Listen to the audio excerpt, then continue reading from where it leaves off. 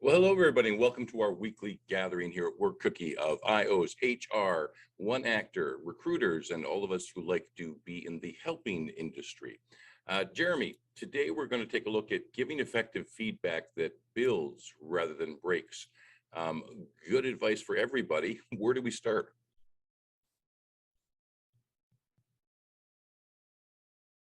Might want to unmute your mic there, Jeremy.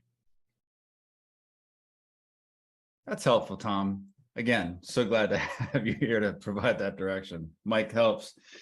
No matter what situation you're in, no matter where you're at, giving effective feedback is helpful, right? Whether it's personal, whether it's professional life. So we've got some research here that we can use as a guide for today. I'll go through a little bit of what came out of this research. And for those of you, you should be able to see, for those of you in our live audience today, the PDF in the chat. If not, I'm going to put it back up. It looks like it goes away for people who just joined.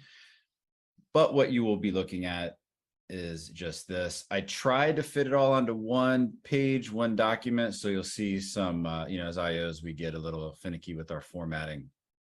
I tried to do it as best as possible. Consider most of this verbatim, and we'll go from there. So there's two pieces of research that we're looking at.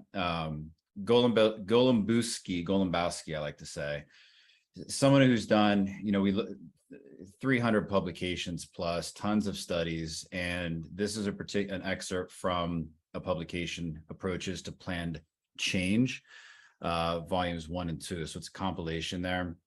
And we're also going to look at a study from, and that one's a little older, 1979. Feedback is feedback. The other one is called How Empathetic Concern Helps Leaders in Providing Negative Feedback, a 2-study examination. So these were original studies.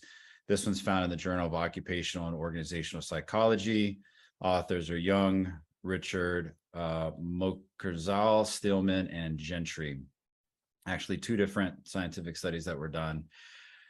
So I'll keep this up for the majority of the time, put it down during today's discussion. That way we can continue to use that. I'll run through a couple things that stood out to me. As far as Golembowski emphasizing the here and now, the scratch when it itches principle, rather than focused on the there and then roots of past behavior and judgment. So when we can get to it right away, it's more effective. We can get more descriptive rather than looking back in terms of attaching that to somebody as a person, which can create defensiveness. Also focusing on these individual acts, attitudes, and values as opposed to the total person. Don't get people defensive. Keep people from fight or flight. I always say turn them to helpful mode instead. Be descriptive, non-interpretive. I have some comments on that because I think you can be interpretive in some regards. And also focus on the possibility of change. What's different, kind of like a stop, start, continue. And then we'll look at the Lewinian model where we're looking at unfreezing and freezing behaviors. Of course, we'll talk about psychological safety. And in this study, so there's an interesting study. There are 2 studies that were done. The key takeaways, I always look at like, what's in it for me? How do we get to, when we're talking with the managers, to start to look at different models of giving feedback?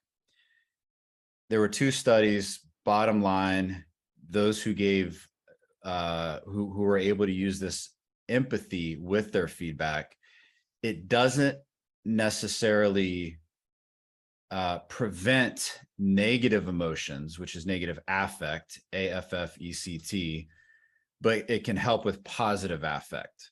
So that was an interesting part of the research. They thought that it might prevent negative emotions, but it didn't. But it does increase positive emotions. And the what's in it for me, the WIFM is, I'll read verbatim here. In studies 2, leaders rated high on empathetic concern by their subordinates exhibited stronger positive relationship between negative feedback quality and promotability. These managers were more likely to look and to be promoted, because if they were able to use empathy in their feedback, they didn't necessarily, again, reduce the negative emotions, but they increase the positive emotions, which in turn creates a positive emotion attached to that particular leader.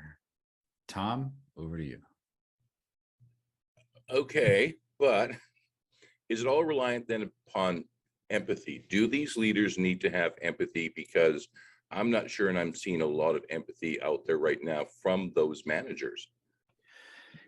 I would say it's not, it's one piece of the puzzle. It's not all empathy. And thinking back, I'm excited to hear Trip, because I know Trip, you were working on empathy, right? The last time we were talking, you were Yes. looking on some models. So we definitely want to hear from Trip for that empathy part. I think there's a couple of different pieces of the puzzle, and you go back to, like, to the basics of psychology, where you're looking at operant and classical conditioning with the whole, Pavlov's dogs. That's why when we look at scratch when it itches, when you're putting something, when you put a reward or the absence of a reward closer to a behavior, it's more effective. For example, if you tell a dog to sit and you give him a treat 2 hours later, it's not really going to do it any good, but you do it right away. It's the same with behavior with humans as well. So we're looking at, for impact, we're looking at timing, we're looking at how things are done. Does it invoke defensiveness? So empathy is just a part of this puzzle piece. And I'm really excited to see how this discussion is going to go, because I know that within our audience today and with us, that there's some things that I guess irk is the proper word about some of the known feedback models, like whether or not to use these standard feedback sandwiches and all these kinds of things, which can have value in certain situations. So I'm not knocking these things, but I'm excited for where this conversation's going to go. Tom, over to you. It's still, though, I see some managers who, I can bring empathy in, I can treat my employees well, but bottom line, I need to get the job done. Why is it important that my employees like me? Or why is it important that I'm supportive of them? When, quite frankly, here's the reason for you doing your job. It's your paycheck. I think part of that, and I would love to go to Trip after this. Part of that really, it's what is your goal? And I think managers miss part of that. So I'm reading from this. The results are consistent with recent assertions that, here it is, a key role for leaders is the management of their followers' emotions. So that's it's a key role, and that's been found in research. That is a key role. But we think, what is the actual goal when going into conversations? It's almost like this perspective shift. Is your goal to get someone to stop doing a behavior, or is your goal to increase your connection with them so that you're starting to build trust? They're largely two different goals with two different outcomes, because you're going to handle those two particular situations differently. So the empathy helps, and focusing on what the goal is really matters with that as well. Tom, back over to you, and likely over to Trip. Yeah, let's go to Trip first, and then Lee will come over to you. But Trip, you've been doing the research. You've got all this great experience in the real world. Are managers embracing this, or are they still, back in the old school days where, I carry a big stick and there might be a carrot attached to it? Well, I think two things. I think one is we have to become more authentic with what we do. I think one of the things that came out of the last 2 years has been the hybrid workplace demands authenticity, right? I mean, everything we do, if we do it as a mechanical tool, even if we're doing it with a genuine interest and influence, it doesn't matter. People have been through such a hard time the last couple of years, I think, that many times what you have to start to do is be more connecting, right? and understanding that the idea that, okay, we're going to do this because this is the circumstance we're in, that may not be the best way to get the solution out that we want. So part of it is understanding, how do we connect with people? And the second piece of this is, I think that if we treat people like dogs, and I'm using the analogy earlier where it says, okay, the farther away from dogs we get, these are people. And I think that's where we're entering is going to be a lot more about serving and authentic leadership, right? So if that's going to be the case, that means just by the nature of being that person, you're going to provide certain kinds of feedback. And I think it's less mechanical. I think it's one of those things, and I love to hear everyone else's thinking, but I want people to think, look, we need to have a real connection with the people we work with. That's the one thing that comes out of all the research I'm doing. And the second piece of that is, if we're having those authentic connections, how does that change the dynamic of the person and the leader, or the person and the manager? It's over and over for 20 years. We've found that they don't quit companies, they quit the leader or the manager. So Yeah. that's, I'll leave that alone and stop. Well, we've got lots of hands up. So Lee, let's go to you. The first thing that comes to mind is, people like to be heard. They like to feel heard. And, that goes back to the empathy, the ability to understand where they're coming from, right? To understand why, they're feeling. And this also comes back to, as a manager, which isn't universal, but a lot of times the managers came from where this person is, right? So they started off, they got promoted, they moved up. So remember where you came from. So if you remember what it was like to be in that place, you had a manager, you learned a new job, you messed up in that new job, you got hopefully feedback. How did that make you feel? Did you get good feedback? Did you get bad feedback? What did you learn? And so when you can understand where that person is coming from in that regards, then you can work with that. And and you also have to think of workers like think of a baby. Something happens and then you change scenes and you go back, the baby has no idea what just happened, right? Well, people don't grow out of that. If you get too far away from the event and then you try to give feedback, they don't even know what you're talking about. They've forgot about it. They've moved on. We're in something else. Why are we talking about something that happened last week? And so you have to make sure you keep that close. You also have to talk about, the actions, the behaviors, not the person. Don't necessarily talk about what you did. Let's talk about what happened. So now it's not personal. What happened? Okay, so how did we react to that? How did we move with that? As opposed to, hey, you did, and now we're defensive. And so it's really got to be careful about that, and just the big stick. The military has been famous for that for years, right? Yelling and screaming and big stick. And we started to figure out that when you connect with the person, when you get that trust, when you foster that psychological safety, that you don't need the stick. You talk to them, you deal with them, you teach them, and then you let them do their jobs. And if you're providing that, constructive and regular feedback, then, you don't have near as much issue with getting the job done. Very, very true. But there's that magic word "if" in there as well. Dr. Barth, let's go to you. There's so much to consider here. We talk about empathy, which is important, but I think even before empathy, we have to talk to one another respectfully, like we're all adults at a workplace. I think gone are the days of the big stick. I think it has been proven that that's not very effective. Leading or ruling by fear will only get you so far. You have no real influence or no real power. And if that's all the tools that you have, then you will have people leaving. So we have to begin with that. Just treat each other as adults and be respectful towards one another. Have a conversation. Hear the other person out, ask them a question and allow them to respond thoughtfully. Those are such basic things, but I think they get forgotten because of that old way of thinking of I'm the boss and I'm going to rip into you now because you didn't do something. The other thing to consider here in this conversation is that as a leader or a manager, there's a lot to consider. One thing that I've learned over the years is how important it is to pick your battles.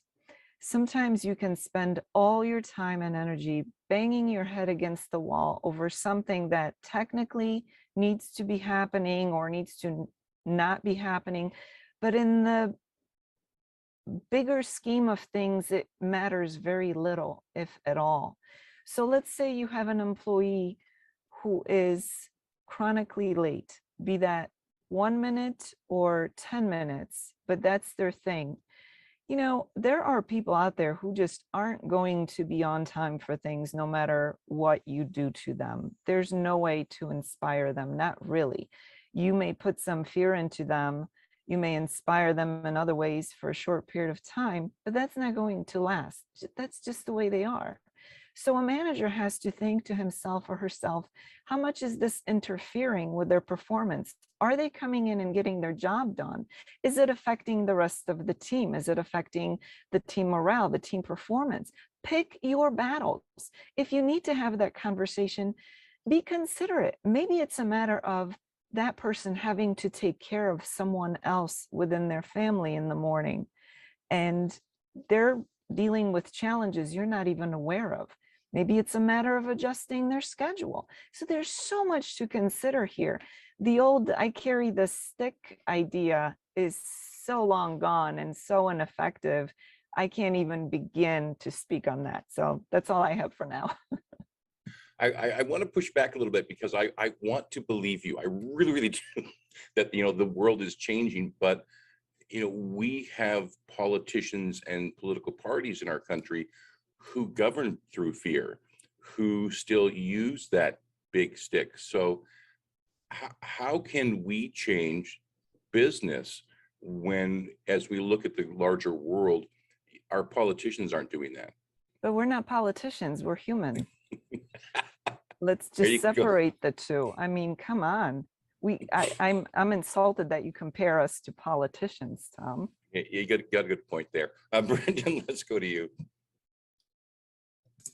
Oh boy, that's a tough act to follow, especially with the so rightness of that comment.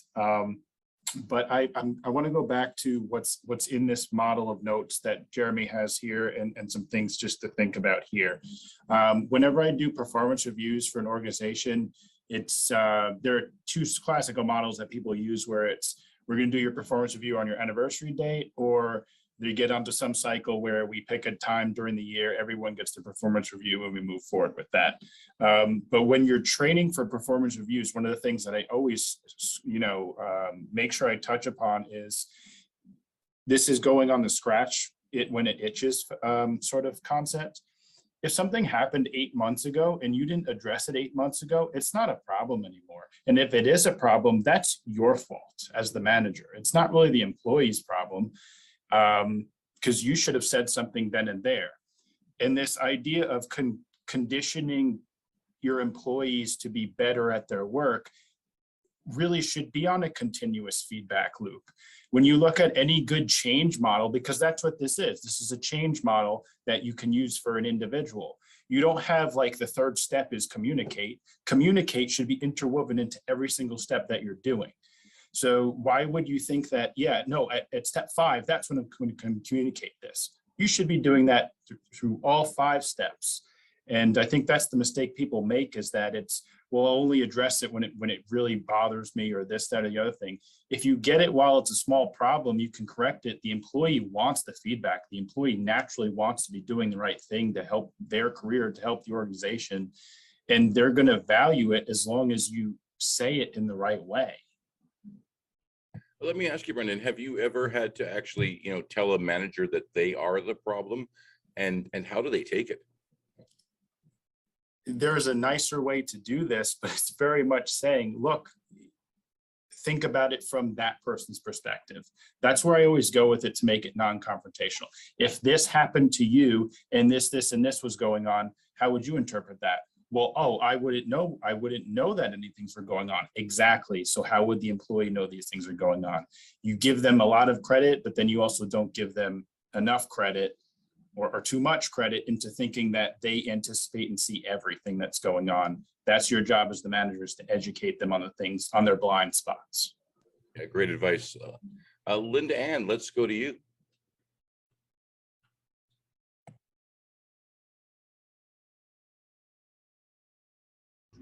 There we go.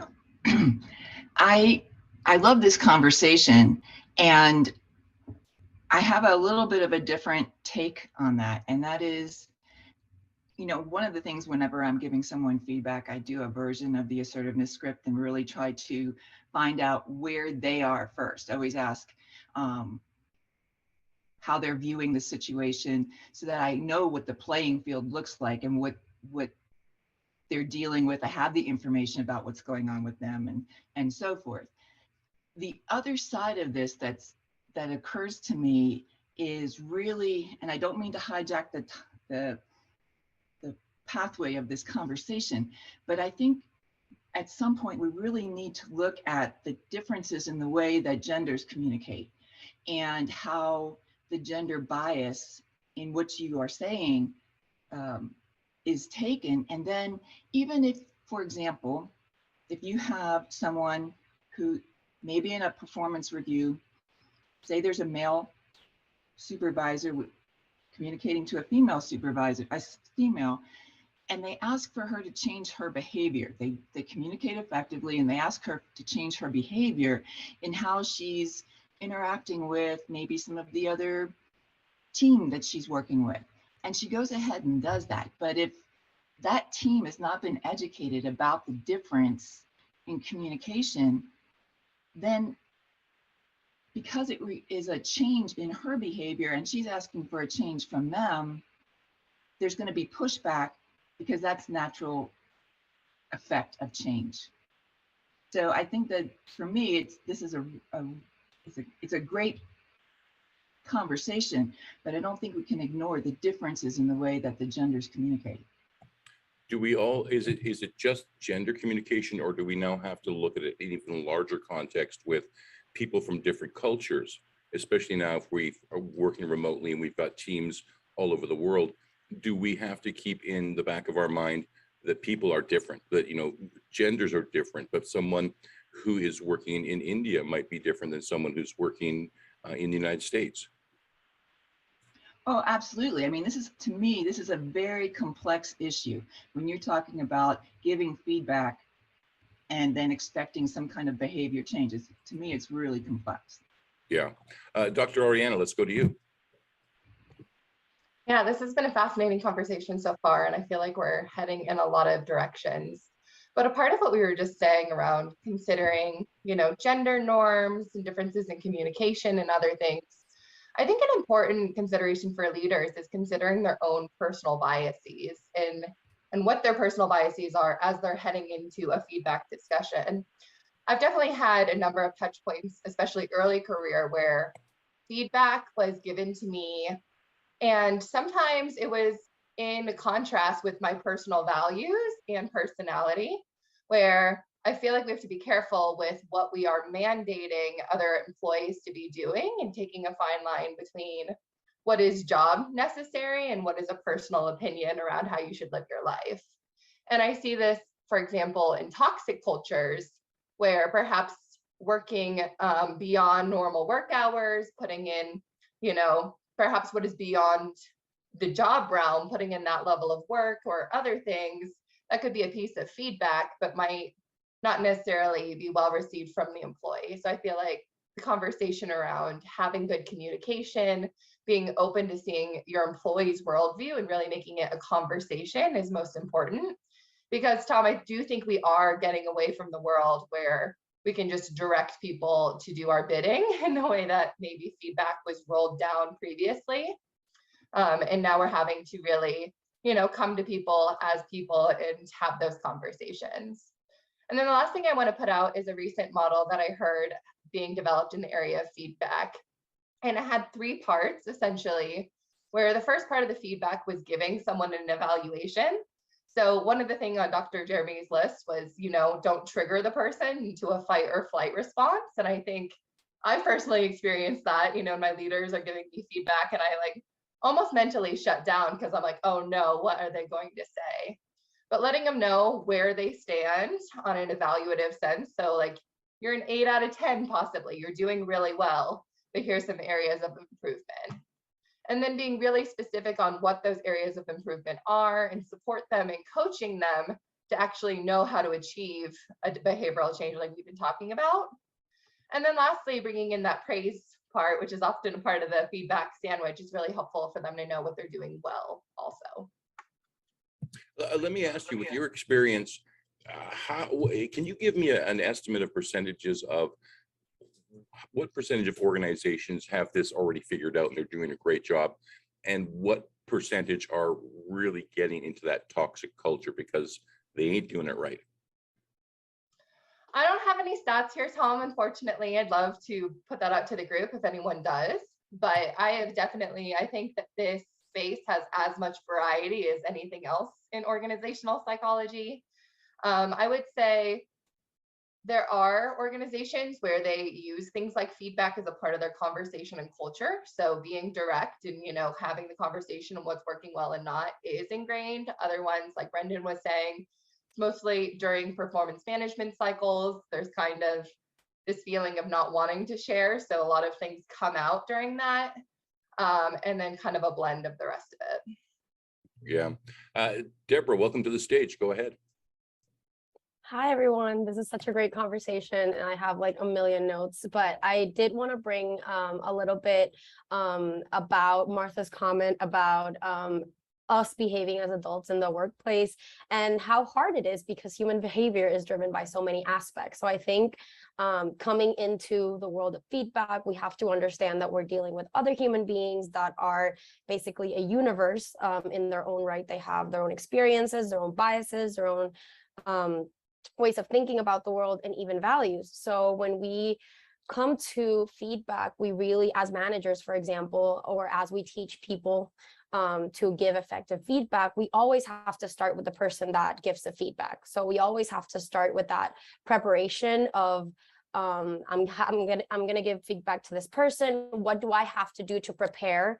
In that sense, I do have to study this person before, like what's our interaction has been, how are they working, just doing that a little bit beforehand, but also as Dr. Ariana was saying, just what biases do I have in terms of this person, maybe their culture, maybe their gender, or maybe just I may not like them, like that's a thing that happens to humans. And so how do we work these things before actually having that conversation and providing that feedback, I think is a really big thing. And I wanted to connect that to what is in the event PDF, where it says a key role for leaders is the management of their followers' emotions.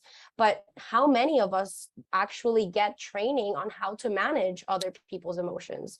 Like, that's a really complex thing to ask for a manager who has done their job really well, but maybe does not have the skills or the knowledge to really do that empathetic conversation and actually do it well. So it's really easy to be empathetic, but what does that actually mean?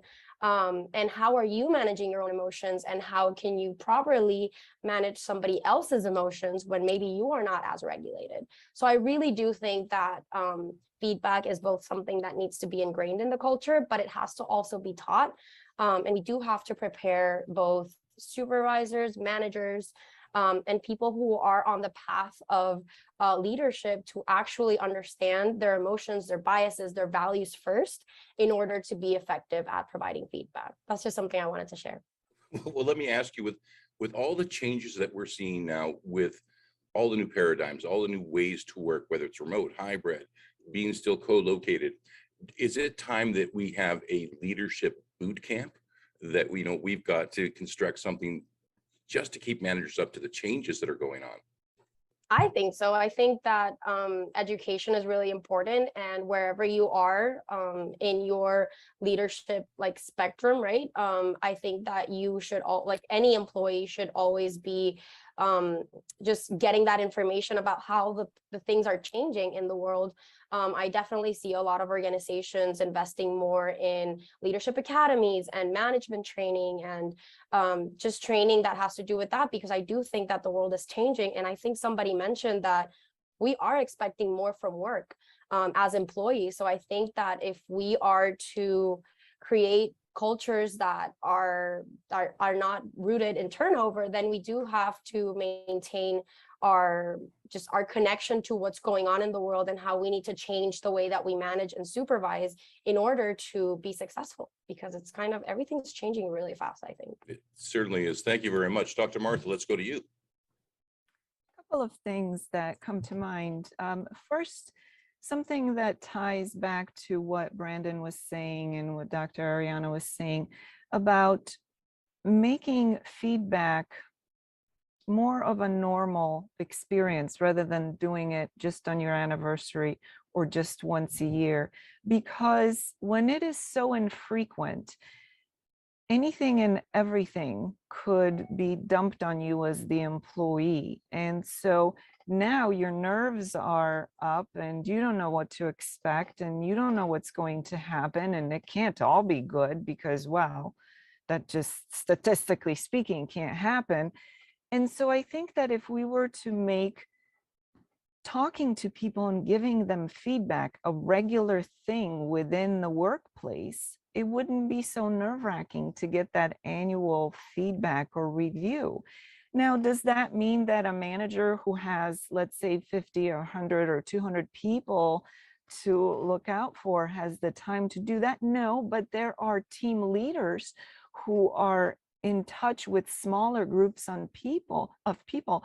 They can make it more normal to receive feedback, to have those conversations. The other thing that I wanted to say is I've always been wary of the sandwich approach. What are you hiding? What's in that sandwich? Why can't you just be straightforward? Why do you have to put two pieces of bread between whatever you're trying to get down my throat? So I never liked that. And I know Dr. Jeremy said something to the effect there's a time and a place for that, but that never sat well with me. I prefer a spoonful of sugar. Lee, let's go to you. Oh, I love that, Martha. I want to circle back to something that Ariana said a minute ago, because it's something that I think we often overlook in feedback, and that's, managing up. And also in regards to the personal feelings and ideals and whatever else. I had a situation where, we were overseas.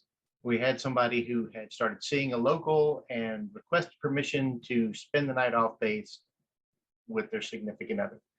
Well, at that particular time, our supervisor, I was second and our supervisor was a chaplain.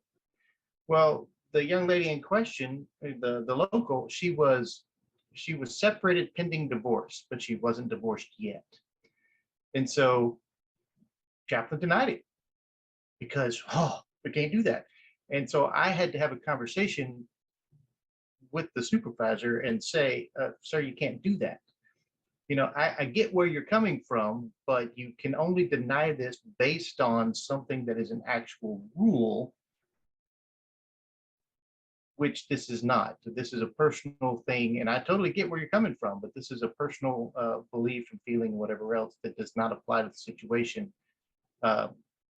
If you deny him based on this is going to go higher. And he didn't like it, but he understood it.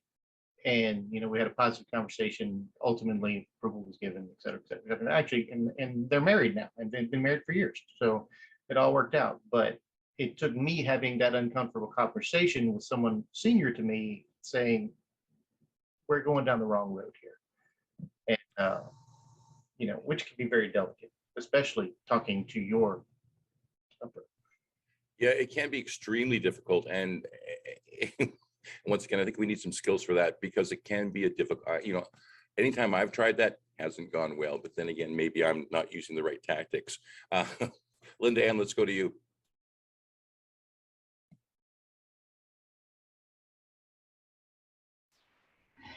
I wanted to, there's a couple of pieces of feedback, and that's when you've given someone feedback and are asking for them to change their behavior, it's important to complete that conversation and make sure you say or ask, do they feel like they have the skills to do that? Do they need some other training?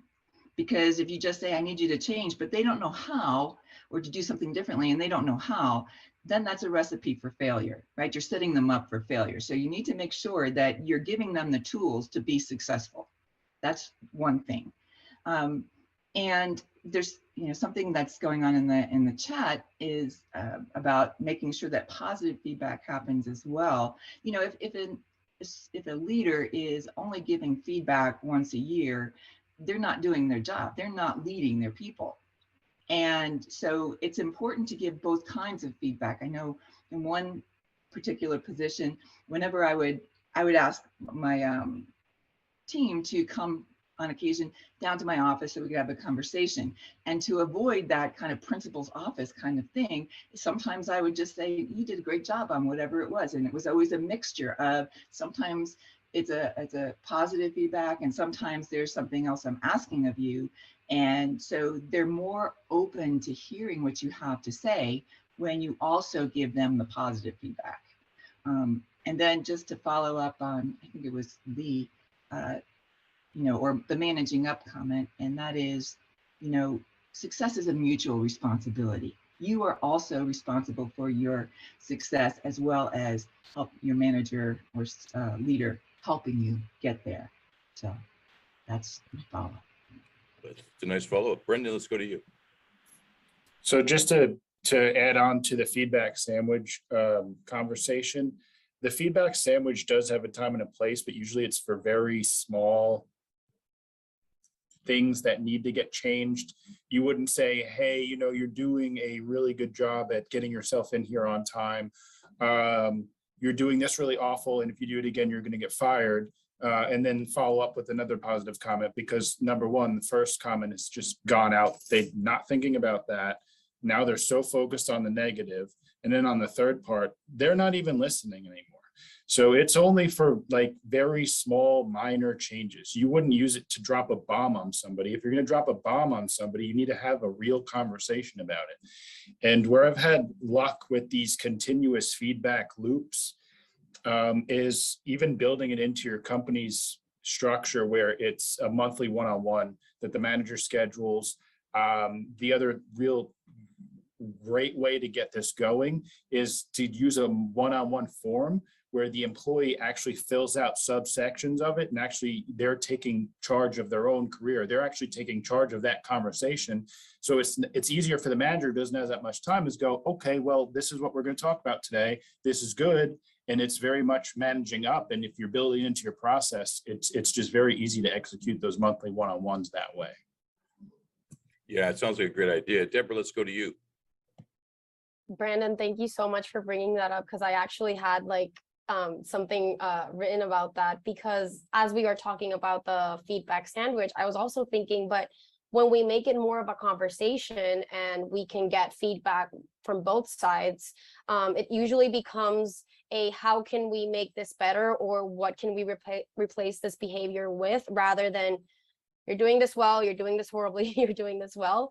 I guess there are some places and times for it, but if we are talking about creating, embedding feedback into our culture, then definitely I think that making it a conversation is much more effective, especially preparing for that conversation beforehand. Not just the manager, but as Brendan is saying, if you have a one-on-one form and you have a set time that every month, for 20 minutes you'll meet, for example, 15Five is a platform that does that really well, then the conversation can flow very much more effectively. But also I think that the great thing about having set one-on-one meetings and having set things that we discuss, for example, is that then you as the employee can also ask for feedback on specific things that maybe you were not given feedback in the past month or in the past 2 months or 3 months. And you could actually also ask for more training, more tools. I did not have access to this information, so I could not do that well. So it's also making sure that we are not just providing feedback one directionally, like in one direction, but we are also expecting our employees and our team members to take charge of their career, of their jobs, and actually ask for what they need, ask for that feedback, and just making it part of the overall culture, I think, is really important to avoid that fight or flight principal's office kind of vibe, because I feel like in most organizations, that's the way that it feels and that's the way that it goes. So I think that creating it as part of the culture, talking about it a lot, and just asking people how they feel about the feedback in the company and how they can improve that structure or that system, I think is really valuable as well. So also making employees more like participating more in the creation of that feedback structure. Making them feel much more part of it so that Mhm. I'm not so intimidated when I get that bad review. Trip, let's go to you.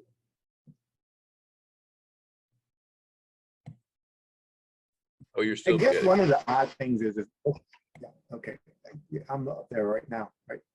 One of the things I guess to me is we're talking about culture, right? I mean, we're talking about putting a lot of different things in play. And I think one of the things that drive me crazy, since I'm, at the top of organizations when I work with them, is they don't understand how the little things make a big difference, right? I mean, one of the things that we have to start thinking to ourselves, how do we do this in a way that it's just intuitive? I mean, if we have to think about what we're doing to act, a lot of times we miss the golden opportunities that exist inside companies and inside people. And the second piece is, I still feel a large portion of what's going on here is there is a major shift in how we go about doing what we do. And I think we are being asked to become much better managers of our people. Even if you're at the top of an organization, how do you impact those people in a way? And the second, I'll just throw it out there, is the emotional intelligence piece of this, which is how do we, moderating somebody else's emotion? That's what we're supposed to do. Well, I can tell you, having worked at the top of organizations for 30 years, they don't work that way. And I think if we don't honor the fact that there's going to be emotions and things, and it's messy. I mean, part of what everybody's saying here is it's messy, but the part of it is saying that's okay, it's messy. That's what we have to get to. We can't just say, okay, here's how we're going to go about doing this, and do this for 2 weeks and then go on to something else.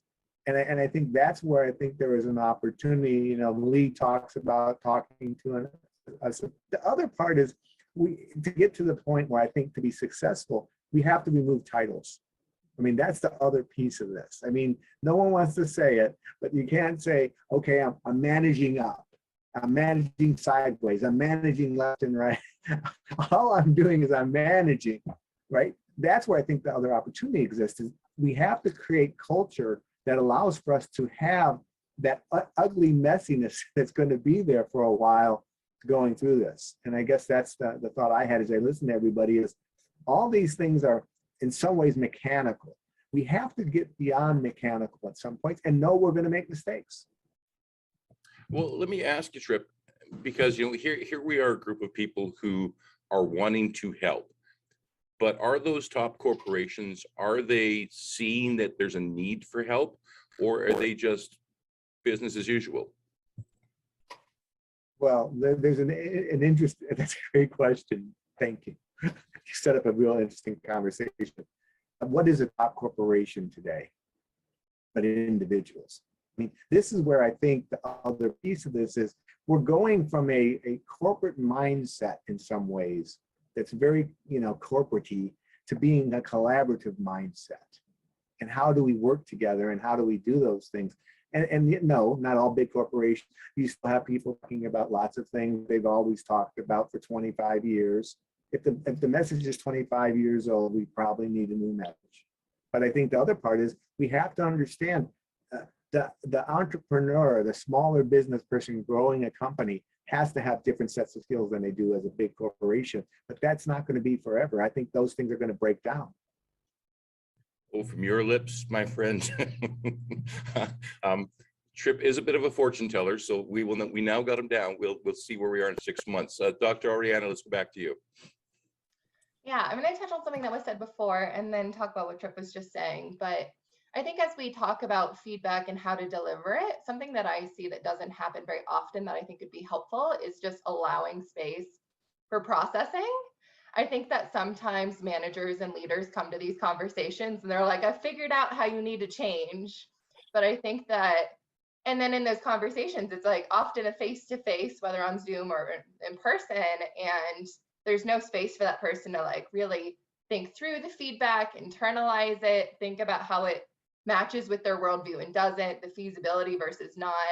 And I think they should be allowed to process and then come back and talk about what is feasible, what's not, what are the skill sets they need to have in order to change, which parts they maybe don't want to do, and just being honest about that. So at least, you know, you can understand what the resistances are. But I think that is just in line with what we've been talking about making it more of a conversation. And I also think that that conversation could be powerful, you know, in the leading up space around being like, this is the part of my position I feel like I can't change the way I'm completing it, and this is why, you know, and this is what maybe I need from you more as a leader.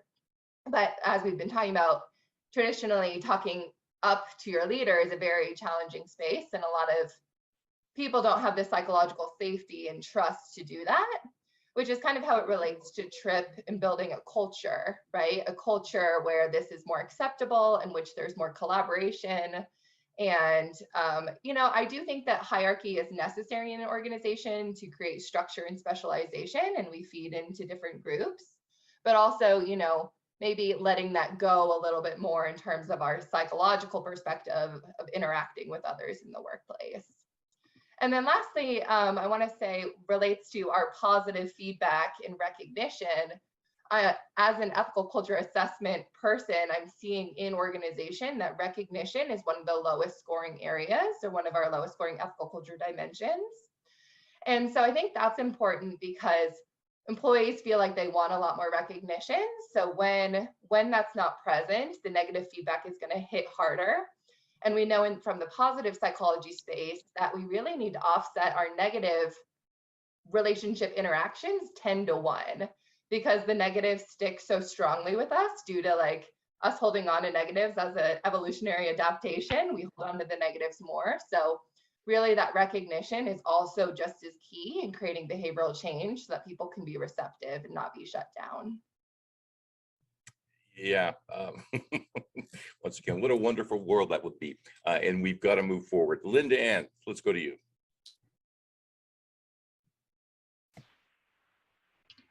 This has a little bit to do with what Ariana was saying, and I think it's one of the ways that I've found to be effective in addressing change for someone is to really just have them, ask them, tell me about whatever the situation is, and you know, help me understand X, or tell me about it, and get where they are, and then ask them the question of, are you aware that it's having this effect, or that this is the result, and have a conversation about that, and then walk them through how they perceive things could be different, and have them create that process of what they believe they can do differently. And instead of it having it be a directive process, it's a revelatory process. And that I have found is very well received most of the time, and results in more change. So there's, that's my 2 cents on that. The other thing too is, whenever I would interact with a team member throughout the organization, I would close almost every interaction with, do you need anything from me? What do you need? So that they can constantly feel that they can get help, get the resources, and that it's a very collaborative process. And it's a real simple thing to do. Well, but let me ask you, as you know, if I was a leader, do I have to develop those skills, or can I just call HR? Well, it depends on what you want for your organization. You don't have to do anything. Good. No, maybe I better pick up those skills. Dr. Martha, let's go to you. You know, something that I just thought of, which Linda Ann said, you know, ending a conversation with what do you need? When in a management role, that is something that I would end every single conversation with every individual team member. Tell me how it's going, tell me what's going on, let's talk about any issues that we need to address, but what do you need? Whether that's support, whether that's tool, whether that's a new computer, what is it that you need? And I will do my best to give you what you need to do your job. And it's such a simple thing. It really does not require you to go to special training. That's just a question that you ask of every individual. What is it that you may need that I can't assume I know what you need? And unless I ask you, how would I know? Maybe you're too shy to tell me otherwise. So that's such an important thing. I've done it myself, and I really like that you brought that up.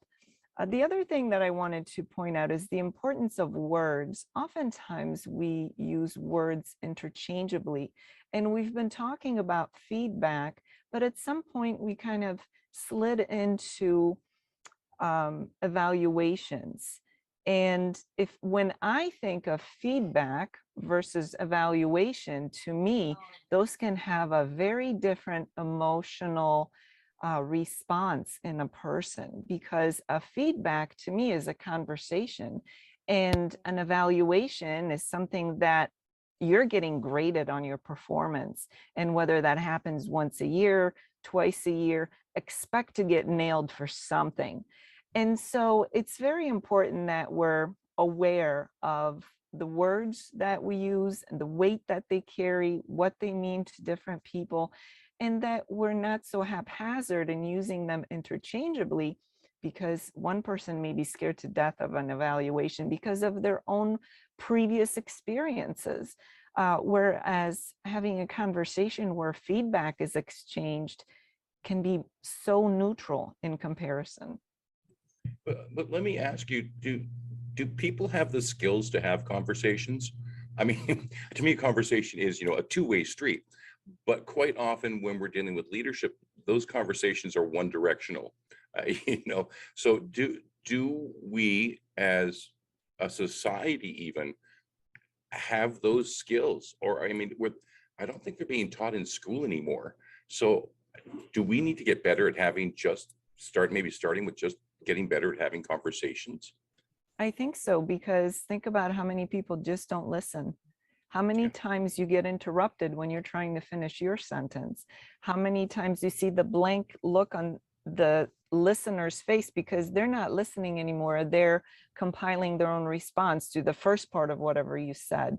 So I think learning to listen and having a bona fide conversation, those are kind of a kindergarten thing, but we all need to go back to kindergarten. Yeah. I think it gets missed a lot. Everything I learned, everything I learned in kindergarten, except maybe how to play nice with people, at least. This is, it's a fascinating segue, because this also kind of goes generational. When you look at the difference, when I was growing up, you had a phone connected to the wall and you picked it up and you called somebody, and you had to answer it and take a chance that it was somebody you wanted to talk to, because we didn't have to call her ID. Now what are we doing? Well,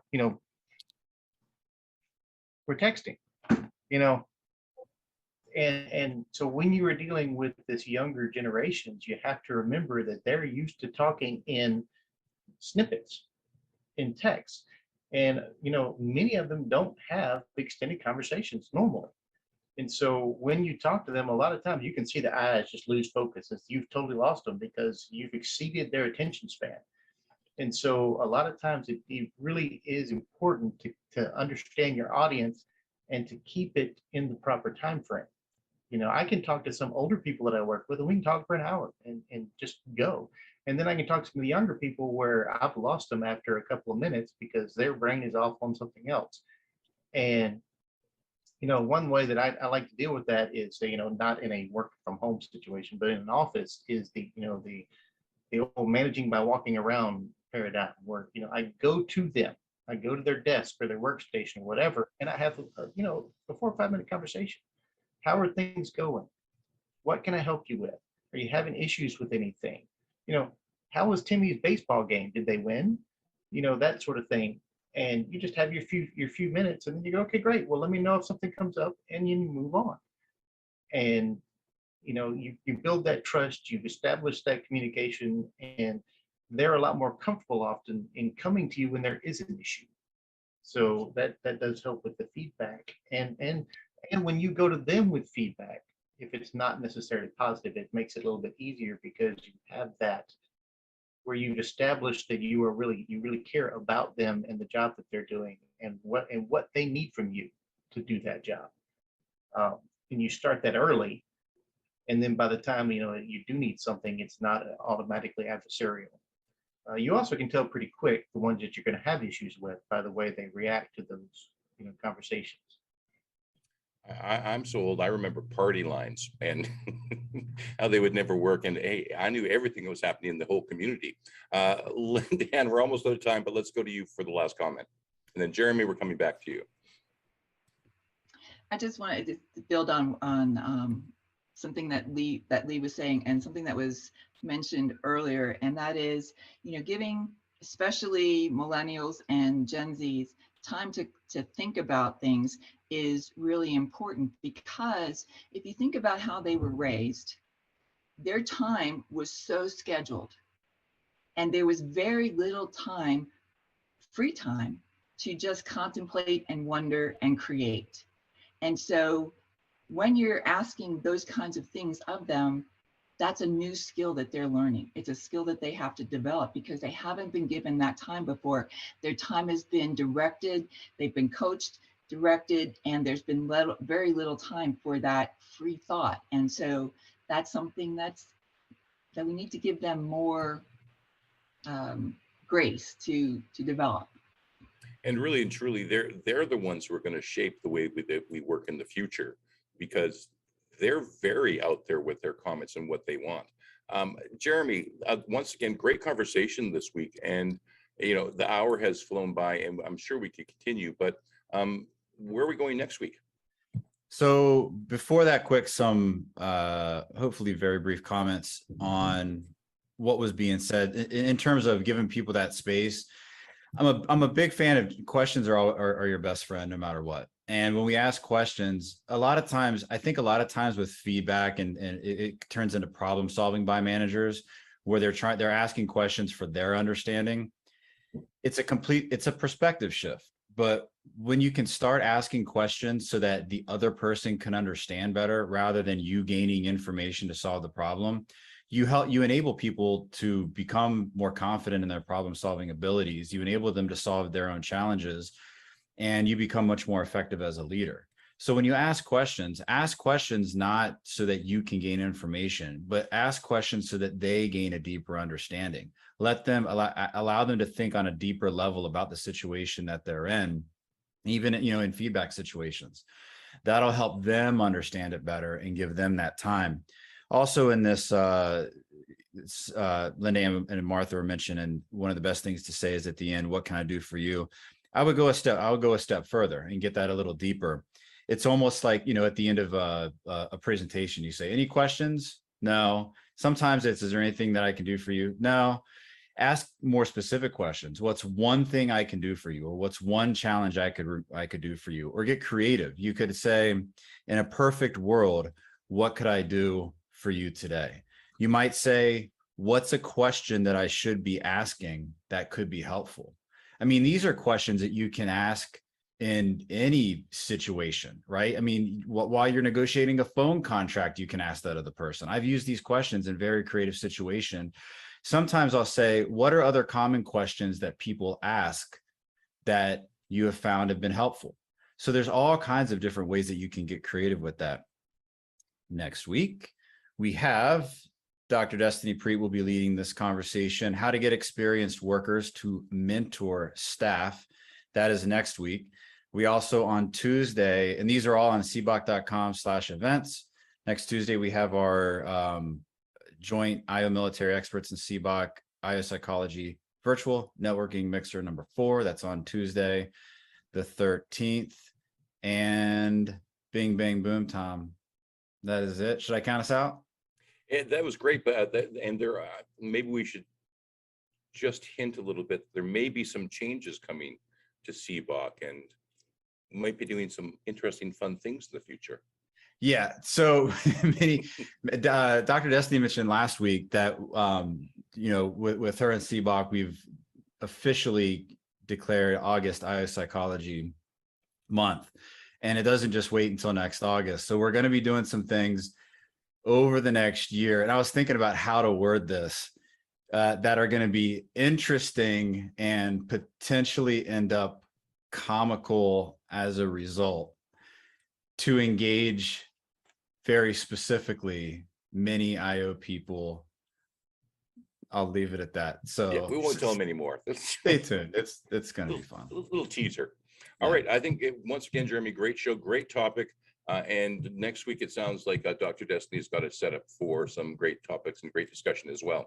So thank you very much, everyone, for joining us once again this week. And we hope to see you once again next week. All right. With that, Jeremy, why don't you count us out?